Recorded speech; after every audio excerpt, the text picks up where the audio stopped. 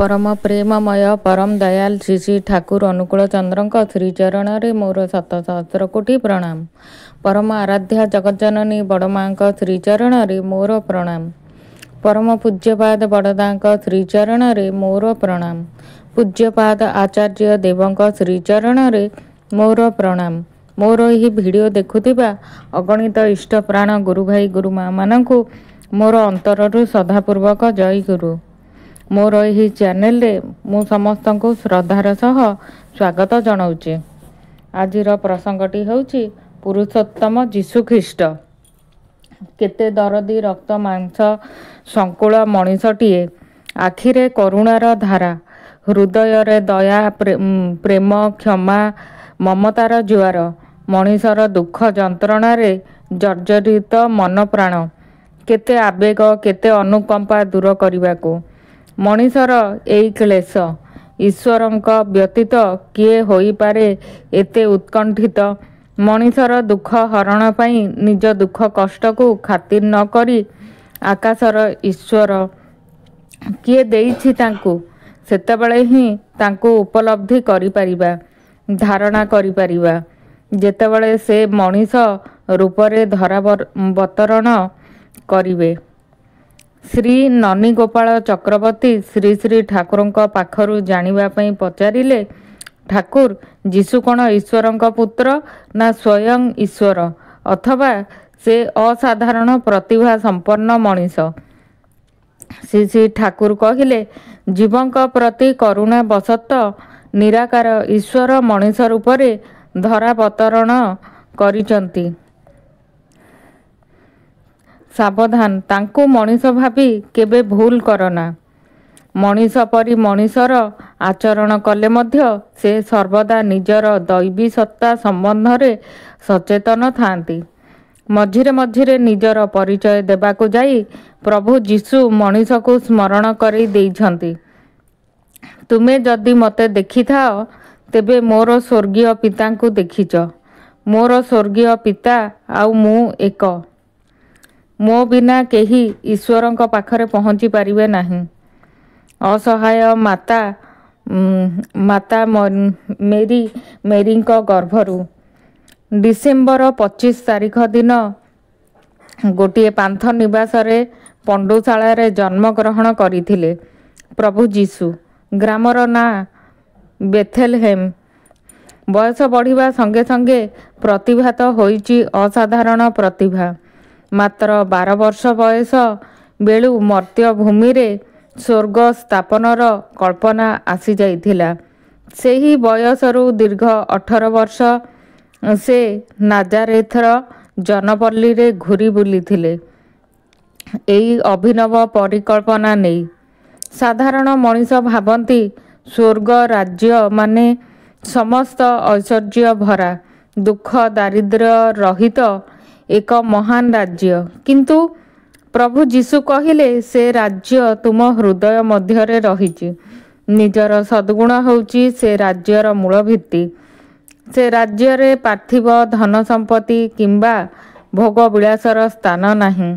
से राज्यर प्रकृत धनरत्न होउछि अन्य प्रति प्रेम दया करुणा और अनुकंपा। से राज्यर प्रकृत विलास हेउछि सरल शांत निष्पाप जीवन जापन। ईर्षा क्रोध गर्व और अहमिका रहित जीवन ही ईश्वरंक राज्य को जीवार प्रकृत पथ। केते सहज उपाय, हृदयर पवित्रतारे मर्त्य हेब स्वर्ग। जीशु कहिले, पाप पई अनुताप कर, ईश्वर क्षमा देबे। ईश्वरंक इच्छा पालन कर, निज मनरु सबु पाप चिंता दूर कर। प्रभु जीशुंकर स्कंद देशरे मेष शावक एवं हातरे जष्टी। एहार तात्पर्य व्याख्या करिवाकु जाई श्री श्री ठाकुर कहिले, एहा द्वारा जेमिति बुझा जाउची से ही सर्वजीवों को पालन करि चलिछंती। समस्तंकर ही से आश्रय स्थल। तांकरी करुणा काहारी को वंचित करे नाही। तांकर करा ओ धरा गोटिए कथारे भजना अच्छी बोली ହିଁ ଜୀବ ଜଗତ ରହିଛି। ଆଉ ନିତ୍ୟ ଏଇ ଭଜନ ପରାୟଣ ଯିଏ ସେ ହିଁ ଭଜମାନ ବା ଭଗବାନ। ପୁଣି ହାତରେ ଯଷ୍ଟିର ତାତ୍ପର୍ଯ୍ୟ ସମ୍ବନ୍ଧରେ କହିଲେ, ସେ ସମସ୍ତଙ୍କର ଚାଳକ, ପଥ ପ୍ରଦର୍ଶକ। ତାଙ୍କର ଅନୁଶାସନରେ ଯିଏ ଅନୁଶାସିତ ହେବ, ସେ କେବେ ହେଲେ ପଥହରା ହେବ ନାହିଁ। ସବୁ ପୁରୁଷୋତ୍ତମ ମାନେ ମଣିଷ କାଙ୍ଗାଳ, ପ୍ରଭୁ ଯୀଶୁ ସେଥିରେ ବାଦ୍ ଯିବେ କିପରି? ତେଣୁ ସେ ପ୍ରଥମେ ମାଛ ଧରୁଥିବା ଧୀବରମାନଙ୍କୁ ଡାକି କହିଲେ, ମୋ ନିକଟକୁ ଆସ, ମୁଁ ତୁମକୁ ମଣିଷ ଧରିବା କୌଶଳ ଶିଖେଇ ଦେବି। ନୀଚ, ପତିତ, ଅସହାୟ, ଦରିଦ୍ର ନରନାରୀଙ୍କୁ ସେ ଆପଣାର କରିଛନ୍ତି। ମୁକ୍ତିର ପଥ ଦେଖେଇଛନ୍ତି। କେତେ ମାନସିକ ଶାରୀରିକ ରୋଗୀଙ୍କୁ ରୋଗମୁକ୍ତ କରିଛନ୍ତି। ମୁହଁରେ ହସ ଫୁଟେଇଛନ୍ତି। ଆପଣ ପ୍ରିୟଜନଙ୍କ ପରି ଖାଦ୍ୟ ମଧ୍ୟ ସେମାନଙ୍କର ସହିତ ଖାଇଛନ୍ତି। ତାଙ୍କର ଏହି ପ୍ରେମର ଆକର୍ଷଣରେ ଅସଂଖ୍ୟ ମନୁଷ୍ୟ ତାଙ୍କର ଅନୁଗାମୀ ହୋଇଛନ୍ତି। ଯାହା ଅସହ୍ୟ ହୋଇଛି, ସେହି ସମୟର ଧର୍ମ ପୁରୋହିତ ଓ ରାଜ୍ୟ ପାଳକମାନଙ୍କୁ। ତେଣୁ ସେମାନେ ଚକ୍ରାନ୍ତ କରି ରାଜଦ୍ରୋହୀ, ଧର୍ମଦ୍ରୋହୀ କହି ତାଙ୍କୁ ଦୋଷୀ ସାବ୍ୟସ୍ତ କରିବାକୁ ପଛେଇ ନାହାନ୍ତି। କାଠଗଡ଼ାରେ ଠିଆ କରେଇ ଧର୍ମ ଯାଜକଙ୍କୁ ଚାହିଁ ପୁରୋଧାମାନେ ପ୍ରଶ୍ନ କରିଛନ୍ତି, ତୁମର ମୂର୍ଖ ଅନୁଚରମାନେ କହନ୍ତି, ତୁମେ ଖ୍ରୀଷ୍ଟ। ଏହା କ'ଣ ସତ୍ୟ? ପ୍ରକାଶ୍ୟରେ କୁହ, ତୁମେ କ'ଣ ଖ୍ରୀଷ୍ଟ?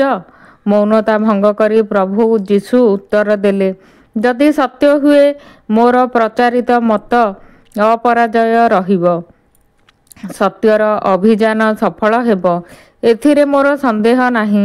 ପୁରୋଧାମାନେ କ୍ରୋଧାନ୍ୱିତ ହୋଇ ଉଠିଲେ ଏବଂ ଘୋଷଣା କଲେ, ଏପରି ଅପରାଧୀକୁ କୁଶବିଦ୍ଧ କରି ମୃତ୍ୟୁଦଣ୍ଡରେ ଦଣ୍ଡିତ କରାଯିବ। ପୁରୁଷୋତ୍ତମ ବା ପ୍ରେରିତ ପୁରୁଷଗଣ ଯେବେ ବି ଧରାଧାମକୁ ଆସିଛନ୍ତି, କେତେ ଯେ କଷଣ ବିନା ଦୋଷରେ ନ ସହିଛନ୍ତି ସତେ। ଭାବିଲେ ଅନ୍ତର ଆତ୍ମା କୋହରେ ଭରିଯାଏ। ଭଗବାନ ଶ୍ରୀକୃଷ୍ଣ ଅର୍ଜୁନଙ୍କୁ କହିଲେ, ନିର୍ବୋଧ ଯେଉଁମାନେ, ସେମାନେ ମୋର ପରମ ଭାବକୁ ନ ଜାଣି ମନୁଷ୍ୟ ରୂପୀ ମୋତେ ଅବଜ୍ଞା କରନ୍ତି। ପ୍ରଭୁ ଯୀଶୁ ବା ସେଥିରୁ ବାଦ୍ ଯିବେ କିପରି? ନିଜକୁ ଈଶ୍ୱର ପୁତ୍ର ବୋଲି ପ୍ରକାଶ କରିଥିଲେ ମଧ୍ୟ ପୃଥିବୀର ଲୋକ କ'ଣ ତାଙ୍କୁ ଚିହ୍ନି ପାରିଲେ? ତାଙ୍କୁ ଶୁଦ୍ଧୁ ଅବଜ୍ଞା ହିଁ କରିନାହାନ୍ତି, ନିର୍ମମ ନିଷ୍ଠୁରତାର ସହିତ ଅତ୍ୟାଚାରରେ ଜର୍ଜରିତ କରି କୁଶବିଦ୍ଧ କରିଥିଲେ। ଶୁକ୍ରବାର ଦିନ, ଯାହା ଆଜି ଗୁଡ୍ ଫ୍ରାଇଡେ ଭାବରେ ମନେ ରଖିଛନ୍ତି ମଣିଷମାନେ, ସେତେବେଳେ ପ୍ରଭୁ ଯୀଶୁଖ୍ରୀଷ୍ଟଙ୍କ ପାଖରେ ନଥିଲେ। ବୀର ଭକ୍ତ ହନୁମାନଙ୍କ ପରି ଅନୁଗତ ପ୍ରାଣ ଅନୁଗାମୀଟିଏ, ଯିଏ ନିଜର ଜୀବନକୁ ପାଣି ଛଡ଼େଇ ପ୍ରଭୁଙ୍କୁ ରକ୍ଷା କରିବା ପାଇଁ ଧାଇଁ ଆସିଥାନ୍ତେ। ତଥାପି ସେ କ୍ଷମା କରିଦେଲେ ସମସ୍ତଙ୍କୁ। କୁଶବିଦ୍ଧ ଅବସ୍ଥାରେ, ଅସହ୍ୟ ଯନ୍ତ୍ରଣା ମଧ୍ୟରେ କହିଥିଲେ, ନିହିତ ମାନବ ହୃଦେ ଐଶୀ ସ୍ୱର୍ଗରାଜ୍ୟ। ଦୟା କ୍ଷମା ପ୍ରେମ କରୁଣାମୟ ଉତ୍ସ କଲେ ମୋତେ କୁଶବିଦ୍ଧ ନ ବୁଝି ମୋ କଥା କ୍ଷମା କର ସେମାନଙ୍କୁ ହେ ପରମ ପିତା। ଜୟ ଗୁରୁ। ଆପଣଙ୍କୁ ଏସବୁ ଜିନିଷ କିପରି ଲାଗିଲା? ଯୀଶୁଖ୍ରୀଷ୍ଟଙ୍କର ଏ କଥାଟି ଭଲ ଲାଗିଥିଲେ ଲାଇକ୍ କରିବେ, ଆଉ ସବସ୍କ୍ରାଇବ୍ କରିବାକୁ ଜମାରୁ ବି ଭୁଲିବେନି। ଆସନ୍ତୁ ଆଉ ଗୋଟେ ଭଲ କଥାଟିଏ ମୁଁ କହୁଛି। ସତ୍ସଙ୍ଗର ସୁଫଳ। ମଣିଷ ଜୀବନରେ ସତ୍ସଙ୍ଗର ମହତ୍ଵ ଖୁବ୍ ଅଧିକ। ସତ୍ସଙ୍ଗର ପ୍ରତ୍ୟକ୍ଷ ପ୍ରଭାବ ଆମ ମନ ଓ ମସ୍ତିଷ୍କରେ ପଡ଼ିଥାଏ। ସଙ୍ଗ ଠିକ୍ ରହିଲେ ବିଚାର ମଧ୍ୟ ଠିକ୍ ରହିବ। ତାହା ସହ କାମ ଠିକ୍ ରହିବ। ଏକ ଜୀବନରେ ସୁଖ ଶାନ୍ତି ବଜାୟ ରହିବ। ସତ୍ସଙ୍ଗ ଜୀବନରେ ସତ୍ଚର୍ଚ୍ଚା, ସତ୍ୟ ଚିନ୍ତନ, ସତ୍ୟ କାର୍ଯ୍ୟ ଓ ପରହିତ ଭାବନା ଜାଗ୍ରତ କରାଏ। ଫଳରେ ଜୀବନ ନିରନ୍ତର ଭାବେ ଆଗକୁ ବଢ଼ିଥାଏ। କେବଳ ସେତିକି ନୁହେଁ, ଏହା ସଠିକ୍ ମାର୍ଗଦର୍ଶନ କରାଇବାରେ ସାହାଯ୍ୟ କରେ। ସତ୍ସଙ୍ଗ ଦ୍ୱାରା ସଠିକ୍ ନିର୍ଣ୍ଣୟ ନେବାକୁ ଜଣେ ସକ୍ଷମ ହୋଇଥାଏ। ଜୟ ଗୁରୁ।